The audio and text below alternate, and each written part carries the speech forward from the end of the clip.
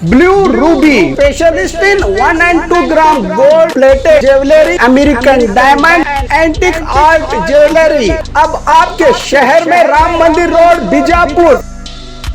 1 gram gold shop है हमारी। यहाँ पे हर चीज मिलेगी आपको, लॉन्ग नेकलेसेस पकड़ के शॉर्ट्स, सभी हेड टू टो आपको सभी लेडीज आइटम मिलेंगी, जेंट्स आइटम भी मिलेगा, एडी एंटी और ऑक्सीडाइज सभी चीजें मिलेंगी। क्वालिटी एकदम A1 है, एज इट इज गोल्ड के जैसा दिखता है। आप हमारे शॉप पे एक बार विजिट करिए, देखिए, आपको सेटिस्फेक्शन मिलेगा। Thank you.